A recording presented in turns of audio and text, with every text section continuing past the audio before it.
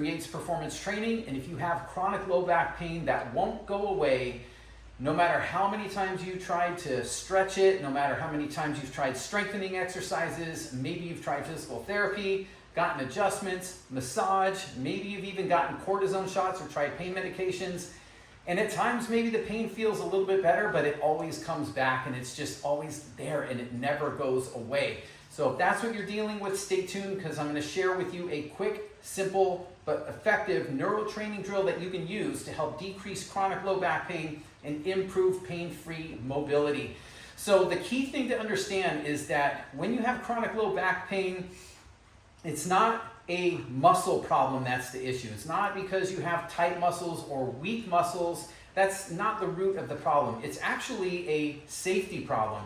So basically, whenever your brain and nervous system feel unsafe, when you're performing certain movements or activities, it will put the brakes on your ability to move, and it will do that by decreasing mobility. You might notice that you get more stiff, your mobility is restricted or limited. It also responds by decreasing strength, so you might feel weaker in certain parts of movements, and it also increases pain. So these are the ways that your brain and nervous system communicate to you whenever they are feeling under threat and unsafe during movements. So what we're going to do is we're going to try to do a drill here that will communicate safety, and it's basically telling the brain and nervous system that it's safe to do this movement, so your brain and nervous system can release the brakes on that. So what we're going to do is we're going to do a 3-part neural training drill here. We're going to start with doing just some gentle brushing right here on the side. So we're brushing 3 areas. We're going to brush right around the brow, like the outside of your eyebrow, and down to right about the outside of the upper cheek. We're going to go across the cheek this way, and then we're going to go from about close to the chin or the jaw and up. So we're just going to kind of get a towel or a piece of clothing. You don't want to use your hands on this, and you don't have to do it hard. You just rub for about 10, maybe 20 seconds, and there's no particular order that you have to do.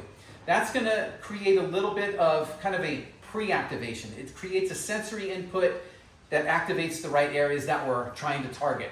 From there, what we're going to do is we do a stability ball leg curl. And what this is going to do is this is going to piggyback on the brushing that we just did, and it's going to help to, now we can activate the muscles all on the back side of the body better. And the important thing to understand is that the back side of the body is where stability happens, and when we have good stability on the back side of the body, we can move better from the front side of the body, because that's where movement really happens, on the front. So what we're going to do is just a easy leg curl. We're bracing the hands down into the ground, so you're actually going to push your hands down into the ground to lift the hips up, and then we're just doing these curls on the ball. Keep the hips up nice and high, but not so high that you go into back pain. So you want to stay below the pain. And then we just do these curls. You can do anywhere from about 10 to 15 repetitions on these.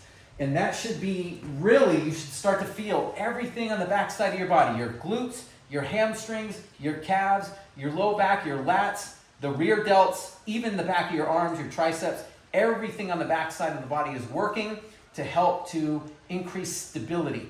Now that we've got those muscles activated, now we stand up and we put it into a standing movement pattern.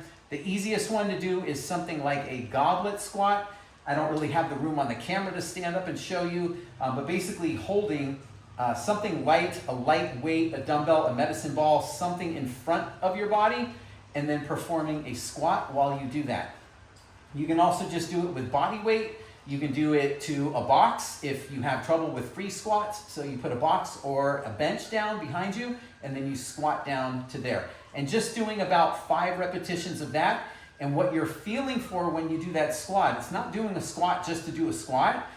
It's feeling out how that movement is feeling for you. How deep can you get into that squat? Does it feel smooth? Does it feel balanced? And most importantly, does it feel pain-free? So this is one of those drills that can help to improve mobility, increase strength, and improve pain-free movement.